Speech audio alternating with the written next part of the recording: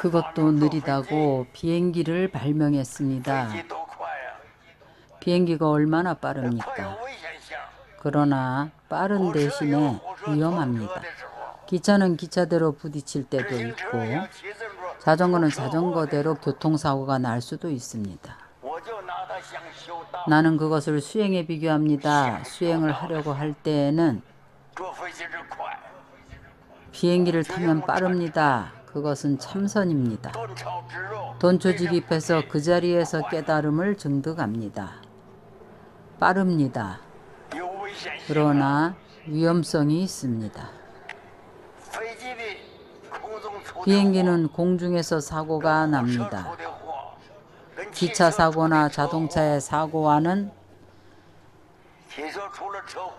자동차로 사고가 나면 꼭 죽지는 않습니다. 비행기가 추락하면 살아남지를 못합니다. 빠르기는 한데 위험성이 큽니다. 공중에서는 제어가 안 됩니다. 돈초지기패서 그 자리에서 깨달음을 증득하려면 반드시 이러한 공력이 있어야 합니다. 그리고 성근이 있어야 합니다. 이 돈은 점에서 오는 것입니다. 육안으로는 보이지가 않습니다. 대보살이 어느 분이 성불을 하는 데에는 모두 무량겁을 거칩니다. 3대 아승직업을 중생들을 섭수한 방편이라고 합니다. 경전을 배울 때 서가모니불의 수행을 보십시오. 무량겁입니다. 그래서 돈은 점에서 온다고 하는 것입니다. 지금 보기에는 돈인 것 같지만 무량겁을 수행해서 온 것입니다. 점 가운데에도 초월함이 있습니다.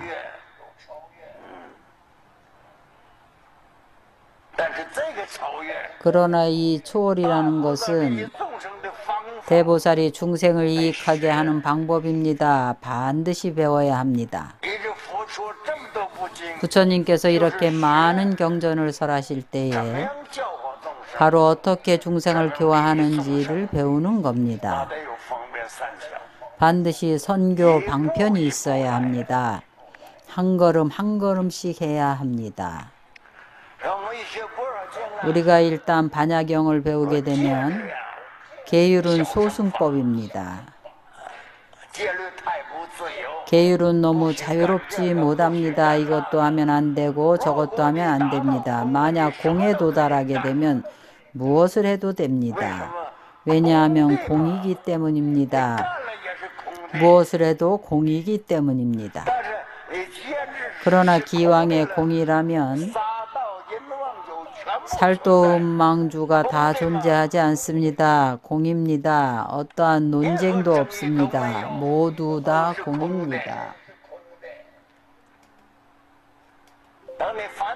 번뇌가 와도 다 공합니다. 번뇌가 있느냐고 하면 없습니다. 공의 도리를 증득했습니다. 이때는 자제무해할 수가 있습니다.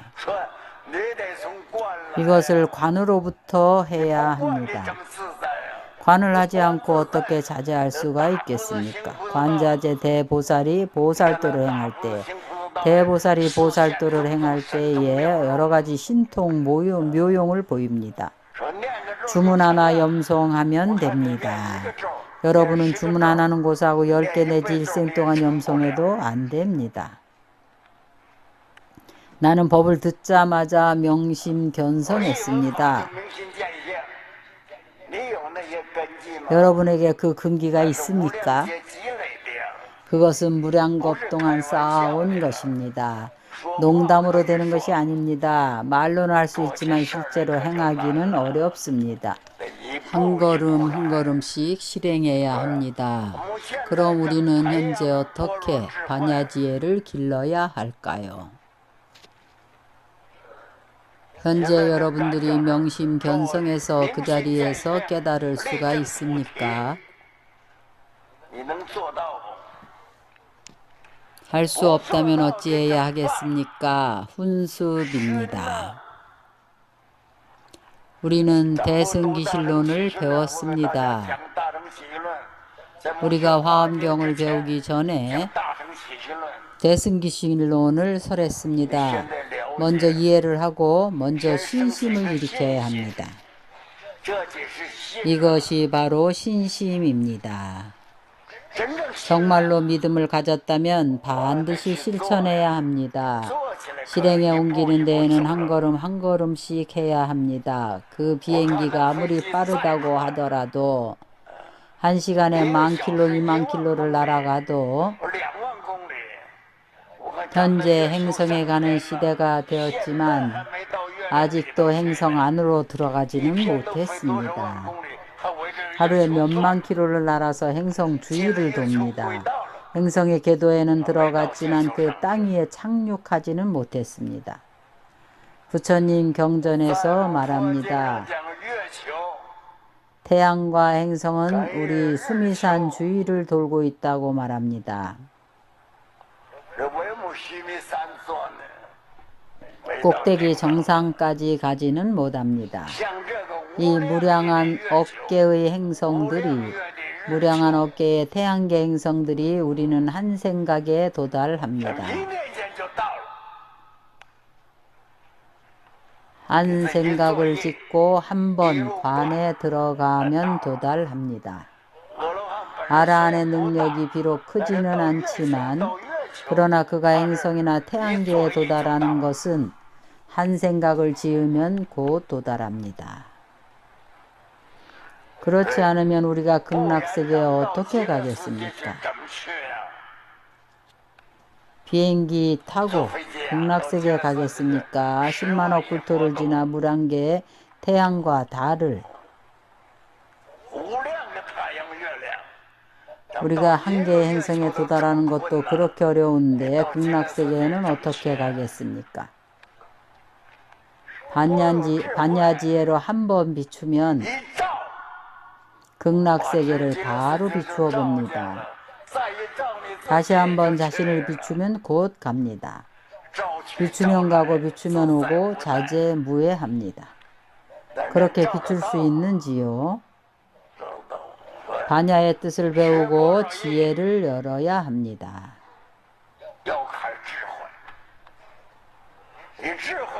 지혜로 번뇌를 제도하고 지혜로 업장을 소멸해야 합니다. 그러면 어떻게 지혜를 얻을 수 있을까요? 우리에게 몇 가지 방법이 있습니다. 한 가지는 참회입니다. 참법 기도를 합니다. 한 가지는 지명입니다. 부처님 명호를 염불하는 것입니다. 한 가지는 관을 닦는 것인데 사유수입니다. 이 몇 가지가 어렵다고 느껴지면 심경은 염성할 수 있지요. 어렵지 않지요. 하루에 자신에게 과제로 규정을 합니다. 심경을 1000번 염송합니다. 혹은 100번 염송합니다. 다른 것은 아무것도 하지 않고 10년을 하면 지혜가 열리는지 안 열리는지 보십시오. 10년을 매일같이 합니다. 반야바라밀다신경을 매일같이 생각합니다. 오직 이 심경만을 염송합니다. 하루 종일 요온이 모두 공함을 비추어 봅니다. 생각에 모두 온이 공함을 비추어 봅니다. 그렇게 생각을 하다 보면 차차 행동으로 나옵니다. 이렇게 되면 마음이 아주 환희롭습니다. 심경을 염성하다 보면 기쁘지 않습니다. 별 작용이 없습니다. 공하기 때문입니다. 번뇌가 일어나면 신경을 염송하면 거짓이고 공입니다. 본인이 스스로에게 우스갯소리도 하고 독송을 하면서 미소가 절로 나옵니다. 아야, 거짓이야. 아무 일도 없는 거야. 매일 이렇게 생각하면 가짜가 진실로 변합니다. 그렇지 않습니까? 기술을 배울 때도 세간의 상은 2, 3년이면 배웁니다. 현대인들은 머리가 총명해서 과학을 빌리고 기계를 빌려서 바로 합니다. 모두 이와 같습니다. 그래서 부처님께서 말씀하셨습니다. 하나는 참회이고 하나는 대승경전을 독송하고 하나는 좌선을 해서 사유로 관조하는 수행을 합니다. 자신의 생각이 일어나는 곳을 관조합니다. 심경과 서로 맞는지 한번 보십시오. 같이 읽어보고 심경에서는 어떻게 말을 했는지 기억해 보십시오. 이렇게 대조하면 그 자체를 곧 수행이라고 합니다. 바로 지혜가 열릴 것입니다. 지혜가 열린다는 뜻은 알지 못하던 것을 지금은 알게 되었다는 것입니다. 그것을 바로 지혜가 열렸다고 합니다. 자신이 절대 할 수 없다고 생각했던 일들을 지금은 알 수 있습니다. 그것을 지혜가 열렸다고 하지 않을 수 있겠습니까? 지금 우리는 모두 지혜가 있습니다. 부처님을 믿을 수가 있습니다. 이런 신심이 있어서 삼보님 전에 들어왔습니다. 여러분은 보증을 얻은 겁니다. 이것은 부처님께서 설하신 것입니다. 한번 나무불 소리만 들어도, 귀로 다른 사람이 나무불 하고 연불하는 소리만 들어도, 귀불 나무는 바로 귀의한다는 뜻입니다. 귀불 여러분도 따라서 부처님께 귀의합니다. 반드시 성불할 수 있습니다. 부처님께서 각 경론에서 모두 이렇게 말씀하셨습니다. 어느 경전에나 다 이렇게 설하셨습니다. 왜냐하면 이전에는 모두 미혹했었는데 지금은 깨달은 것입니다. 깨달음의 근원을 만나면 반드시 깨닫게 됩니다. 그러나 시간이 좀 길게 걸립니다. 만약 여러분들이 고통받기를 원하지 않고 오랜 시간이 걸리기를 원하지 않는다면 그럼 여러분들이 노력해서 수행하면 시간을 줄일 수가 있습니다. 우리가 반야신경을 다 설에 마쳤습니다. 여러분들이 속히 성불하기를 축원합니다.